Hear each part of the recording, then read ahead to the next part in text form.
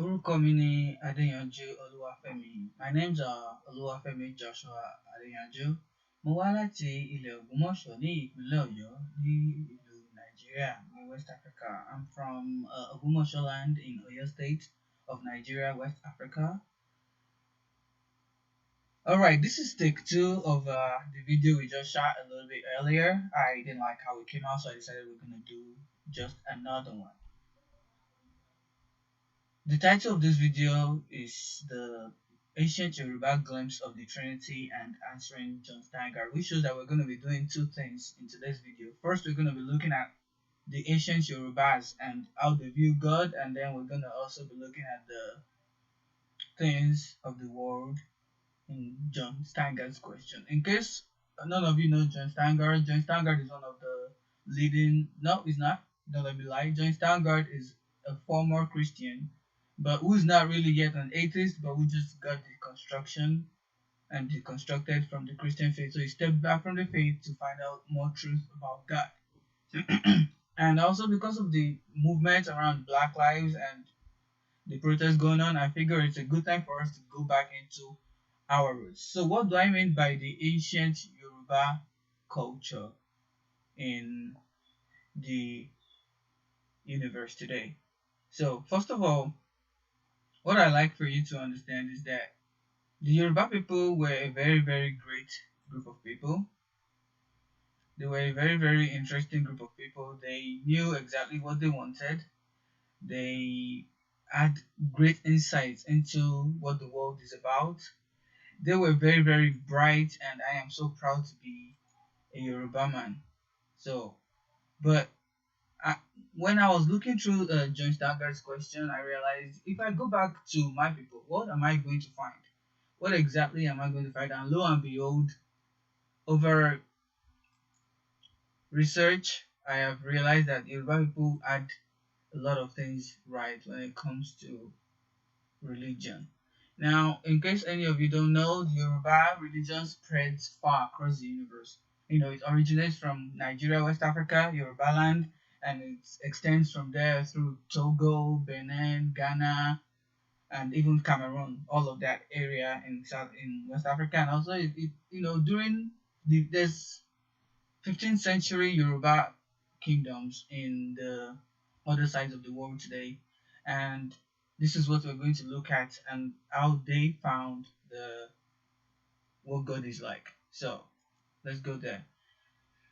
As you can see, the text in front of you is called Olodumare. That's the title. What do I mean by that?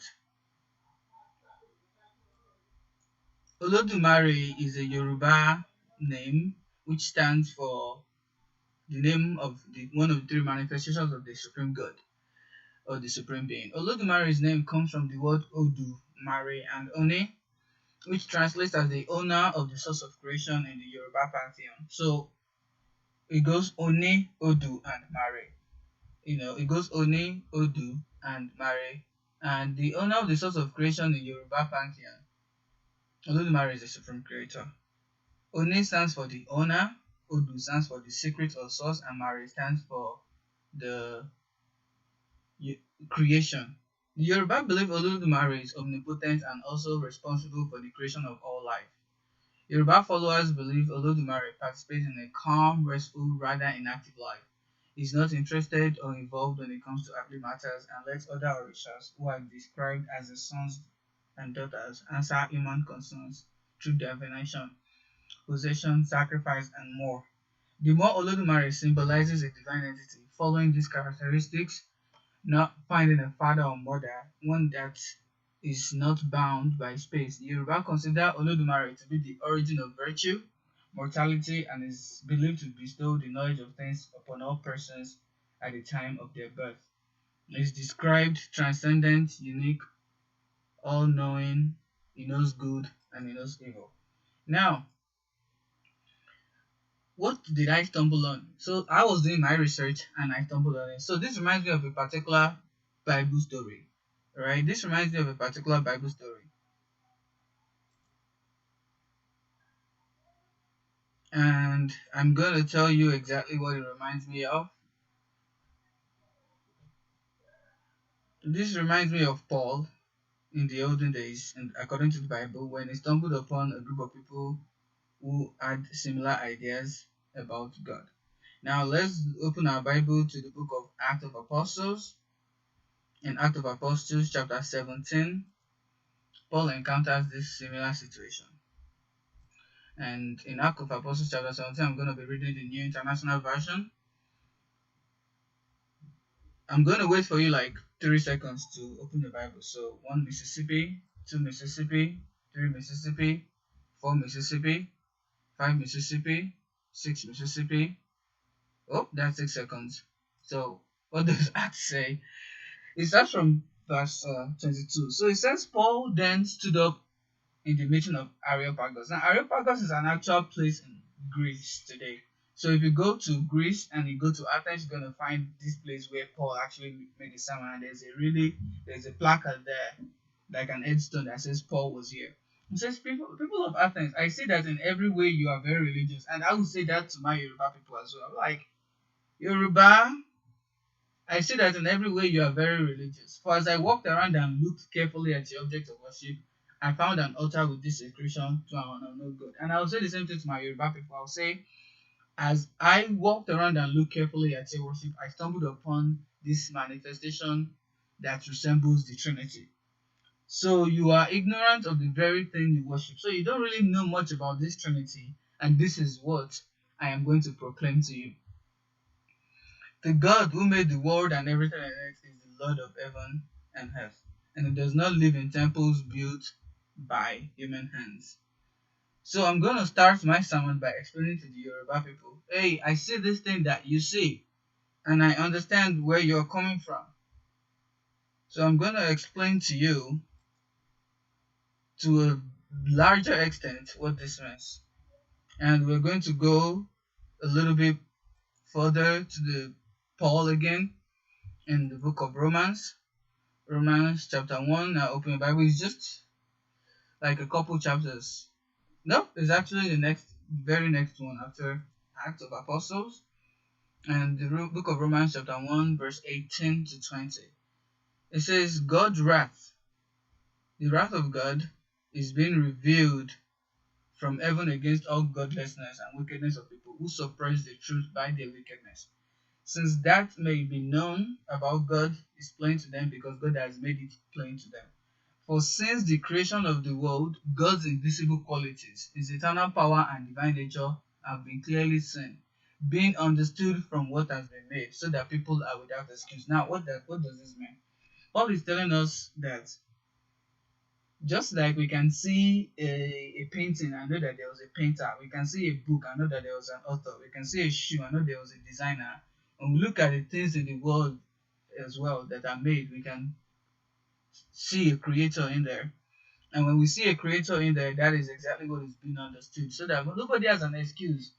Because you can't just say you didn't know that things have an origin. So it's upon you to look for the origin. And Paul makes this clear in the next chapter, in Romans chapter 2. So just flip one chapter over. Romans chapter 2. We're going to be looking at just one verse, I believe, or maybe a couple verses. I'm not sure yet. So open your Bibles to the Romans chapter 2, verses 14 and 15. It says, Indeed, the Gentiles who do not have the law do by nature things required by the law. They are a law for themselves. Even though they do not have the law, they show that the requirement, this is very important, they show that the requirements of the law are written on their hearts. Their conscience is also bearing witness, and their thoughts sometimes accusing them, and at other times even defending them. Now, what does this mean? It means you don't need the Bible. You don't need the Bible or definition book to know what is right. Everybody on this planet knows it's good to do next to your neighbor. Where did we get that from? That is what Paul is saying, that when you think of these things, nobody has an excuse. Even the people who don't have the revelation, people who have not even heard. A lot of people ask me what about people who never heard the gospel? I'm like, you don't know that. We know from the Bible that when we read the Bible, God said in the Old Testament, said, I will write my law upon their hearts.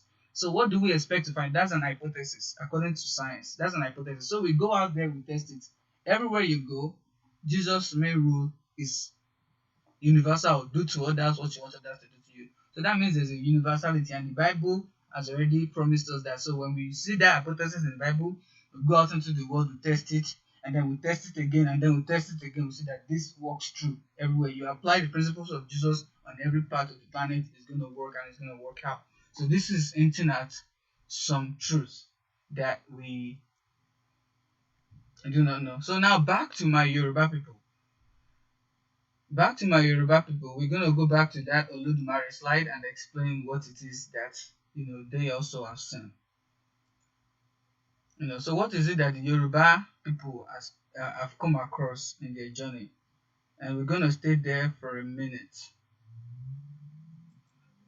So as you read through it, I'm going to explain something to you.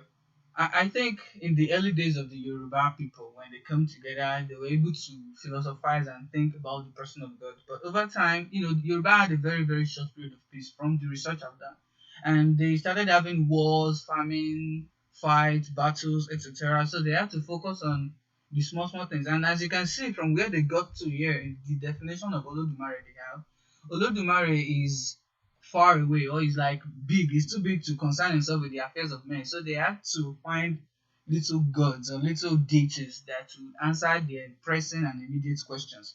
So they had to find little deities that will answer whether they should go fight, when they should go fight, how they should fight, fertility, harvest, etc. So you can understand where the Yoruba people are coming from.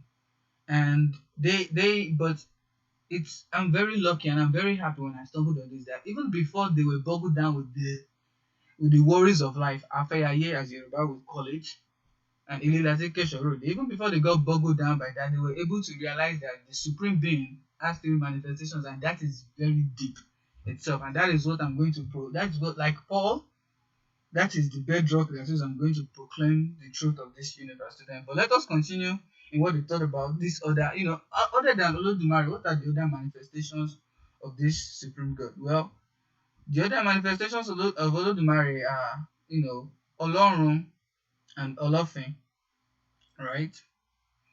So, who is Olorun? Let's find out.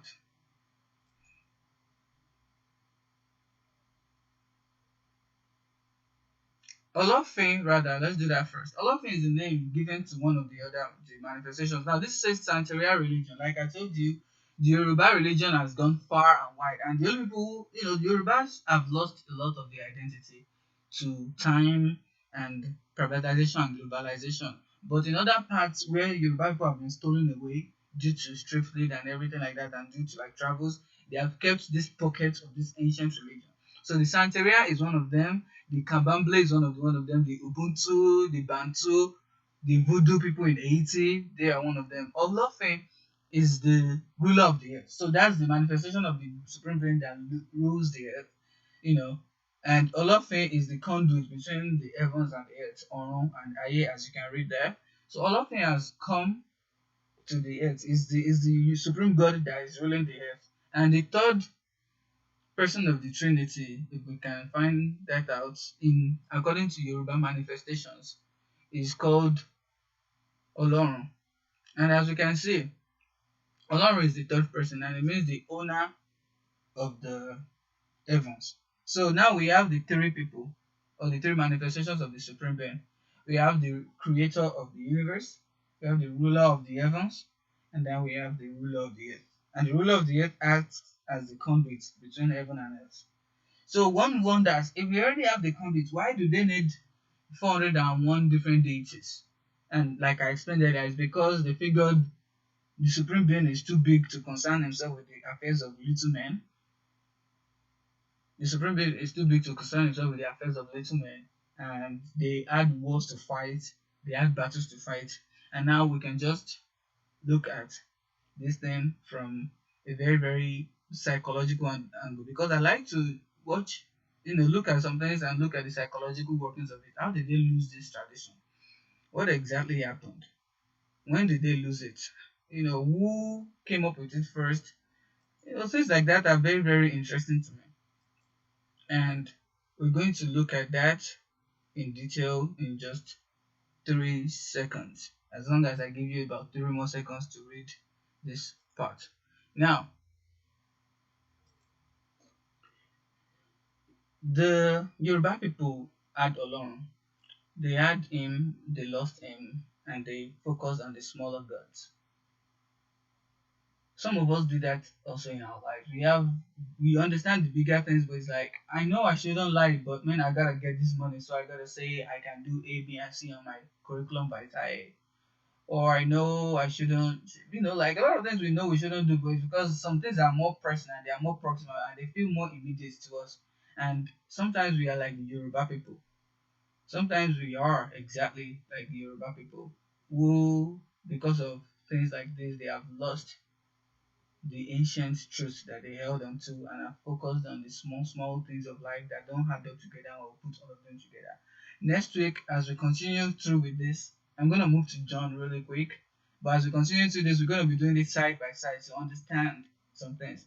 So one might ask the question, which is why I will segue into John just in a second. One might ask the question, why did God, if God wants people to know him, then why would he allow wars to distract people from him? Right? If God really wants people to know him, if God is really wants people to know him, why would you allow the trivialities of life to distract people from him? If God's main goal is to have a relationship with us, if I want you to know me, then I'll try to clear the path and make sure your way to me is smooth. But sometimes the ways of God are not the ways of men, and I can explain this in this way, right? It's like if you want a child to be smart, you put obstacles in its front, in order you put puzzles so that it can grow. And so I think that's what God is doing, and God has done with people in the universe, right? And that is exactly what He has done. So, what did John have to say about a lot of this? What exactly did John have to say? And I'm gonna have this taken care of in like 2 seconds.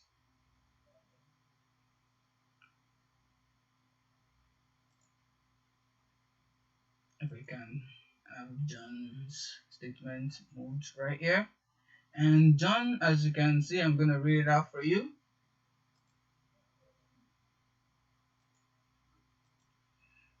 John, we're gonna start from the other one. It says, I figured I was overthinking all these things, and I do overthink as well. This was the beginning of his doubt. It began to develop a reflex to push it down and surge around.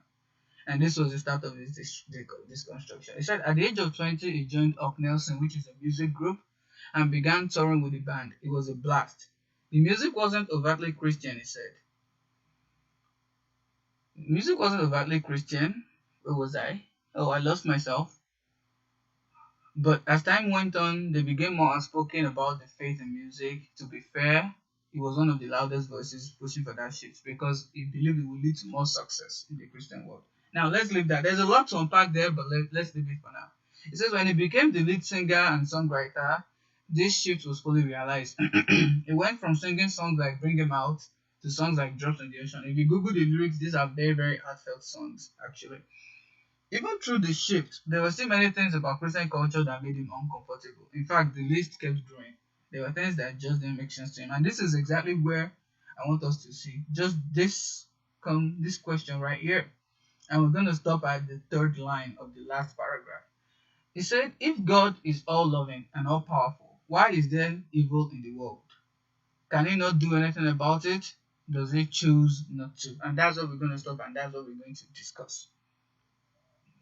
If God is truly a good God, then why does he allow evil? If God is truly a loving God, why does he allow evil? So either God is not loving, that's why he allows evil, or he's not powerful, that's why he can't stop it. That's what the question is basically trying to do. Or maybe he just doesn't want to stop it. But there's a different question. What if God has to allow evil? First of all, we have to define what is evil. Now, I just read this book about Where Was God in Natural Disasters by Lutzer, and the book is very, very amazing. I'm going to get it for you and show you in the next live stream. But God is good. We know that. God is just. And he actually alluded it to the free will, but let's look at natural evil first because that is more important. And then we're going to deal with the free will part next video. So the natural evil part of God's universe. Why does God allow natural evil? Now, I have two theories for this. I have two theories minimally. I have more, but I'm going to do with two today because I want this to be like a 30-minute video. So, real quick, we're going to discuss this and then I'm going to. Oh, before we do that, let me just show you my sources. But I'm going to do this and then I'm going to show you my sources and then we're going to end this video. So, I have about 9 minutes left.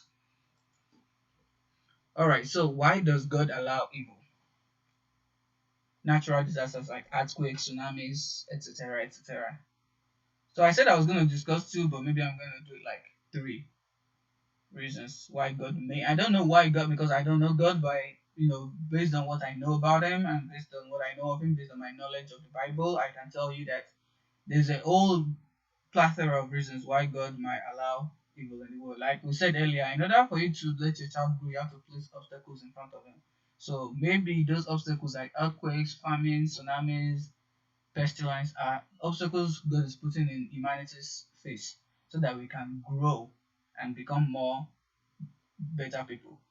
This other thing is when you read the Bible, you realize that there was a fall before the fall. So a fall before the fall of man. And the angels and principalities in heaven were cast down into the planet, and the Bible says, woe unto the planet, woe unto the inhabitants. And it's a kind of like, oh shoot, you just peeled paint on the floor. Now the floor is going to be colored, right? So when the fall happened in heaven, I believe and I hold strongly to the fact, and I've done some research on this, though not extensively, that these principalities, when God created angels, He gave them jobs to do. So some of them, we can tell that from just a couple of examples, like the Prince of Persia, for example. Prince of Persia was the prince angel in charge of Persia. And even though it was a kind of an evil angel that was standing in the way of Daniel's prayer, right? He was still an angel and he had this power. So when he was cast down, so it's not like a casting down because heaven and hell is very, very allegorical. But when they get cast down, it's like they were excommunicated, but they still retained their offices and they still retained their powers. That's why the Prince of Persia could battle with Angel Gabriel when answering Daniel's prayer. So I believe when these people rebelled against God, so there's like Prince of Persia, there's ones that probably determines weather conditions. They have these powers that they can control things. And when that happened and they rebelled against God, they were excommunicated, but they still retained their power. So sometimes when I see tornadoes, I feel like that's probably one fallen angel just being an asshole. Sorry for the language, just being a jerk. And I look at that and I'm like, that also explains it. Now the third part is kind of like psychological, not really psychological, but is an analogy. So we know about climate change that I in my room by just doing something can affect the entire planet and make it less habitable for the entire universe by just running an industry with a large carbon footprint. So if that is the case, and that can happen scientifically through global warming and climate change, in the spiritual realm as well, when somebody sins like Adam's sin, for example, that is enough to condemn the entire human race. Now we didn't inherit guilt. We're not guilty because of Adam's sins, but we have a nature of sin because of Adam. So we are not being punished for the sins of Adam. It's just when a father drinks too much or a mother drinks too much, the child is going to suffer from fatal alcohol syndrome. When you smoke, the child might suffer. When you drink, a lot of things you do as a mother or a parent can affect your child, even though it can lead to congenital things. So it's not that they are guilty of it, but they suffer the consequences of your actions. They are not being punished for it. It's just how life works. So I've already given 3 reasons why God may allow evil, and I know you already saw the thing I showed you. I'm going to show you the question again, and then I'm going to show you, see if you can actually look it up and see for yourself what we can do about it. And the question that John Steingard asked is this. He said, why does God allow evil? And it continues. It says, is the evil in the world because of free will? Now, that is exactly what we're going to look at next weak. But in order to look at that, we have to understand the first one. So why is there evil in the world? Because in order to create people who are wise, God has to put obstacles in their way. That's first of all. Also, one man's actions can affect the entire planet, just like in climate change that can also happen as a result of sin. And thirdly, the angels of God, whom God gave power. The Bible says the gift of God and without repentance. So when God gave them those offices and they rebelled, God did not take those offices away from them. They can still do what they do, but God is powerful enough to still make sure that His wills get done. Take, for example, the person of Jesus. Jesus came into this world with Satan in charge of everything, basically. But he was still able to effect the sacrifice and become the largest religion in the world today. So even though God did not deprive the angels of their powers and of their offices, they were still able to bring about God's purpose, and God was still able to use that to His purpose. Now, like I promised you, I'm gonna show you my sources, and you can look it up yourself. It is very, very amazing. Like there's so much literature on this work, and this is the source for some of my work. That's the first one, and the second one, I'm gonna get it to you right now. If you can just pause it and look them up. You can pause it and look them up. I will be very, very glad to have you do that. And that is the second source, and it's going away in 20 seconds because we do have to start rounding up now. Thank you very much for staying with me. The Yorubas anciently discovered the Trinity, and they were carried away with all the evils that happened around them. But we ask, why did God allow evil? Well, we can say God allowed evil because it needs, like the reasons I've already given. I'm not gonna go over it again. But I know you already missed my face, so I'm gonna show you my face one last time before we end this video. And okay, people, this is my beautiful face. So thank you very much for staying with us. I really appreciate it. Once again, remember to tune in next week, and hopefully we're going to go over the issue of free will and look at how the Yoruba people diverge fully away from the idea of the Trinity that they had. So we're going to look at that, and just in a second, this is going to be the end of the live stream for today. I was glad to be here. I'm glad to work with you. I feel like this is much better than the other one, but then I'm gonna have to look at it to be sure. Well, thank you very much, and have a blessed day. God bless you.